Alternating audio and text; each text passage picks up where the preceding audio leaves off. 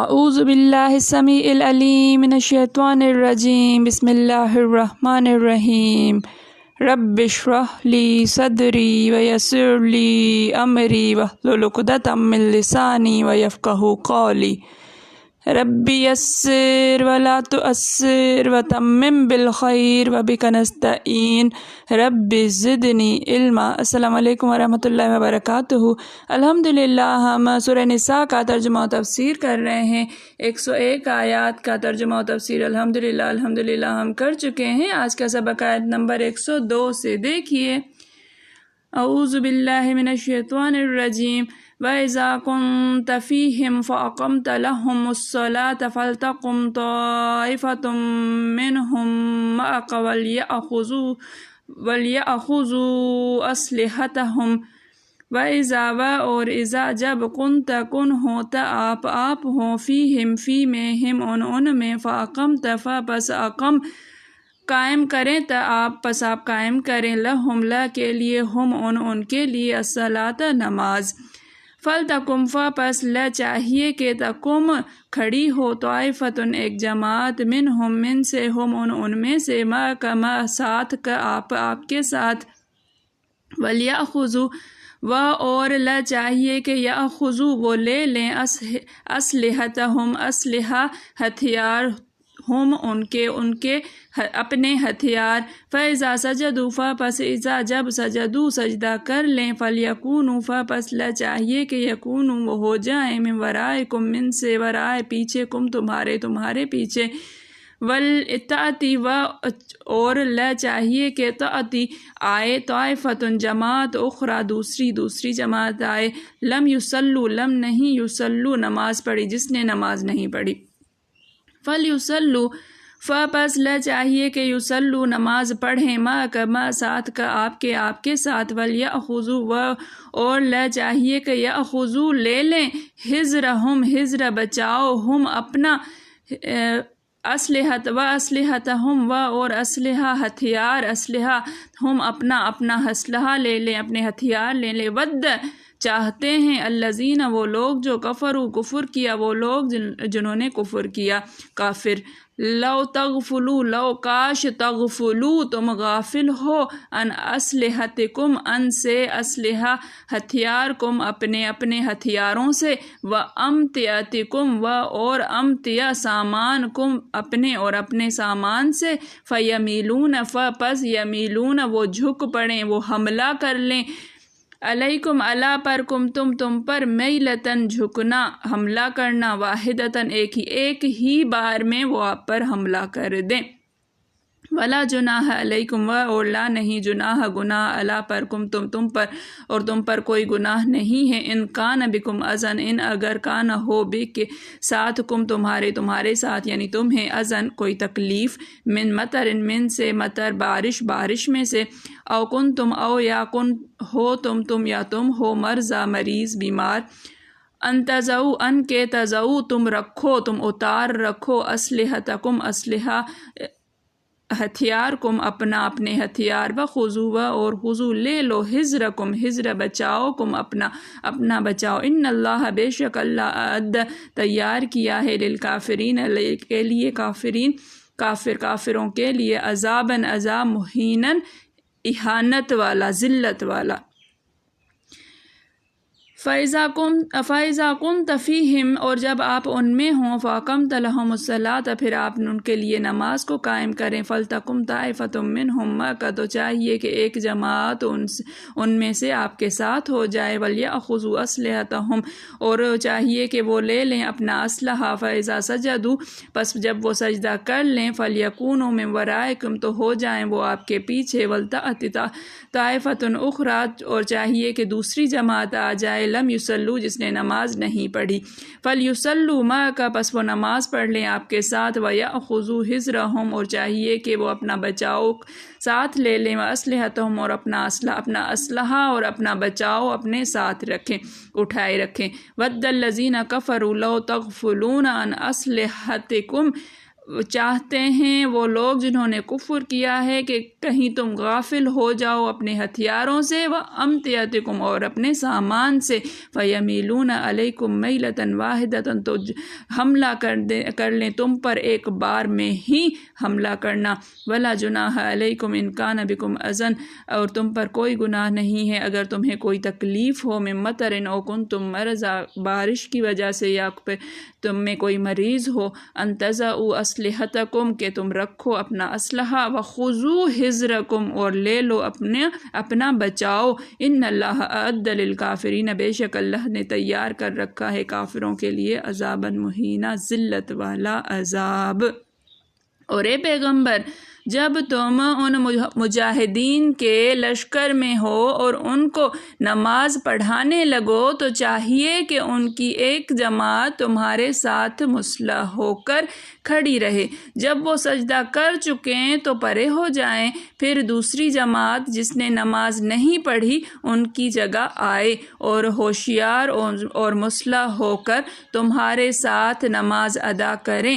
کافر اس گھات میں ہیں کہ تم ذرا اپنے ہتھیاروں اور سامان سے غافل ہو جاؤ تو تم پر یکبارگی حملہ کر دیں، ایک تم بارش کے سبب تکلیف میں یا بیمار ہو تو تم پر کچھ گناہ نہیں کہ ہتھیار اتار رکھو، مگر ہوشیار ضرور رہنا، اللہ نے کافروں کے لیے ذلت کا عذاب تیار کر رکھا ہے۔ یہ آیت ہے صلاۃ خوف کے مسائل کے بارے میں۔ نماز خوف کی کئی قسمیں ہیں، مختلف صورتیں اور مختلف حالتیں ہیں۔ کبھی تو ایسا ہوتا ہے کہ دشمن قبلہ کی طرف دشمن اور کبھی دوسری جانب ہوتا ہے۔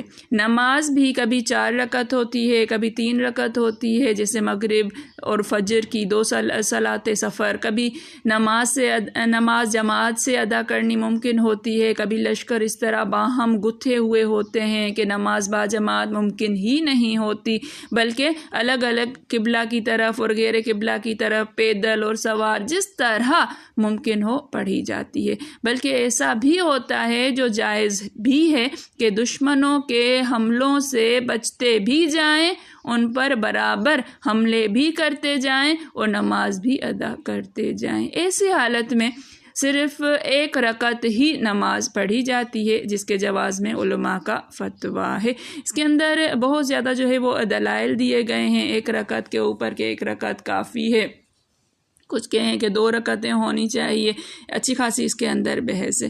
ایک بات جو ہے وہ ذہن نشین کر لیجئے، یہاں پر نوٹ کیجئے، جنگ کا میدان ہے، سامنے کافر کھڑے ہیں، دشمن کھڑا ہے، مسلسل حملے ہو رہے ہیں، اس کے باوجود نماز کا حکم ہو رہا ہے کہ سکھائی جا رہی ہے کہ اس حالت میں نماز کس طرح سے پڑھو۔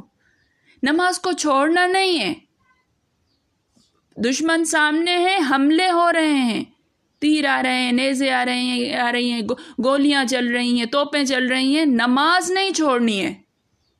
کس طرح سے نماز پڑھانی ہے نبی کو، اپنے امت کو دیکھیے اللہ تعالیٰ سکھا رہا ہے۔ پھر یہ آخر تک، یہ قیامت تک یہ والا جو حکم ہے چلتا رہے گا۔ نماز ہمیں کچھ ہوتا نہیں، ہم نماز چھوڑ بیٹھتی ہیں۔ یہ تو جنگ کا میدان ہے، ہم تو وہ ہلکی پھلکی جو پارٹیاں ہوتی ہیں، کیا تو افطار پارٹیاں جن کے اندر نماز کو چھوڑا جا رہا ہے، افطاری کی جا رہی ہے، پارٹی ہو رہی ہے تو مغرب گئی، عشاء گئی، تراویح گئی۔ اللہ کی بندیوں، اس حالت میں بھی نماز کو پڑھنا ہے۔ اب اس کے اندر بحث ہے کہ کیا نماز کو مؤخر کر دیں، جیسے کہ نبی کریم صلی اللہ علیہ وآلہ وسلم نے غزوہ خندق میں دیر کر کے نماز پڑھی تھی، اس کا جواز۔ پھر اگلی بحث ہے کہ نہیں، یہ غزوہ خندق کے بعد والی آیتیں ہیں، بعد میں حکم نازل ہوا ہے کہ نماز کو پھر بھی نہیں چھوڑا جا سکتا، پھر بھی سچویشن کو دیکھ کر کیا جائے گا۔ اب نماز خوف پڑھنے کا طریقہ کیا ہے، اس کے اندر مختلف طریقے بیان کیے گئے ہیں۔ کچھ جو ہے وہ ہم پڑھتے ہوئے چلتے ہیں، جو ٹھیک ہے اور جو سمجھ میں آنے والا ہے وہ ہم پڑھتے ہیں۔ دیکھیے کہ حضرت ابو عیاش زرقی فرماتے ہیں اسفان میں ہم نبی کریم صلی اللہ علیہ وآلہ وسلم کے ساتھ تھے۔ خالد بن ولید اس وقت اسلام نہیں لائے تھے اور مشرکین کے لشکر کے سردار تھے۔ یہ لوگ ہمارے سامنے پڑاؤ ڈالے تھے، تب ہم نے قبلہ رخ ظہر کی نماز جب ہم نے ادا کی تو مشرکوں نے منہ میں پانی بھر آیا اور وہ کہنے لگے افسوس ہم نے موقع ہاتھ سے کھو دیا، وقت تھا یہ نماز میں مشغول تھے، ادھر ہم ان پر دفعتاً دھاوا بول دیتے۔ پھر ان میں کے بعض جاننے والوں نے کہا خیر کوئی بات نہیں۔ اس کے بعد ان کی ایک اور نماز کا وقت آ رہا ہے اور وہ نماز تو انہیں اپنے بال بچوں سے بلکہ اپنی جانوں سے بھی زیادہ عزیز ہے، اس وقت صحیح۔ پس ظہر و عصر کے درمیان اللہ عز و جل نے حضرت جبرائیل علیہ السلام کو نازل فرمایا اور یہ آیت اذا کنت فیہم اتاری۔ چنانچہ عصر کی نماز کے وقت ہمیں رسول اللہ صلی اللہ علیہ وسلم نے حکم دیا، ہم نے ہتھیار سجا لیے اور اپنی 2 صفوں میں سے پہلی صف آپ کے ساتھ سجدے میں گئی اور دوسری صف کھڑی کی کھڑی ان کی نگہبانی کرتی رہی۔ جب سجدوں سے فارغ ہو کر یہ لوگ کھڑے ہو گئے تو اب دوسری صف والے سجدے میں گئے۔ جب یہ دونوں سجدے کر چکے تو اب پہلی صف والے دوسری صف کی جگہ چلے گئے اور دوسری صف والے پہلی صف والوں کی جگہ آ گئے۔ پھر قیام، رکوع اور قوما سب نے حضور صلی اللہ علیہ وسلم کے ساتھ ادا کیا، اور جب آپ سجدے میں گئے تو صف اول آپ کے ساتھ سجدے میں گئی اور دوسری صف والے کھڑے ہوئے پہرا دیتے رہے۔ جب یہ سجدوں سے فارغ ہوئے اور اتحیات میں بیٹھے تب دوسری صف کے لوگوں نے سجدے کیے اور اتحیات میں سب کے سب مل گئے اور سلام میں حضور صلی اللہ علیہ وسلم کے ساتھ سب نے ایک ساتھ سلام پھیرا ہے۔ صلاۃ خوف ایک بار تو آپ نے یہاں اصفہان میں پڑھی اور دوسری مرتبہ بنو سلیم کی زمین میں۔ یہ حدیث جو ہے وہ مختلف اسناد سے مروی ہے۔ یہ طریقہ جو ہے وہ 2 رکعت اس طرح سے بھی ہے کہ 2 رکعت جماعت پڑھے گی اور امام 4 رکعت پڑھے گا، کچھ اس طرح بھی اس کا طریقہ کار ہے۔ پھر آپ صلی اللہ علیہ یہاں سے حضرت جابر بن عبداللہ سے پوچھا نماز قصر کرنے کا حکم کب نازل ہوا؟ تو آپ نے فرمایا قریشیوں کا ایک قافلہ شام سے آ رہا تھا، ہم اس کی طرف چلے، وادی نخل میں پہنچے تو ایک شخص رسول اللہ صلی اللہ علیہ وسلم کے پاس پہنچ گیا اور کہنے لگا آپ مجھ سے ڈرتے ہیں؟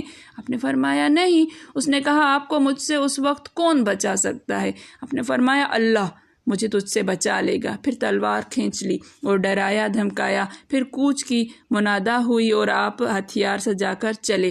پھر اذان ہوئی اور صحابہ 2 حصوں میں تقسیم ہو گئے، ایک حصہ آپ کے ساتھ نماز ادا کر رہا تھا اور دوسرا حصہ پہرا دے رہا تھا۔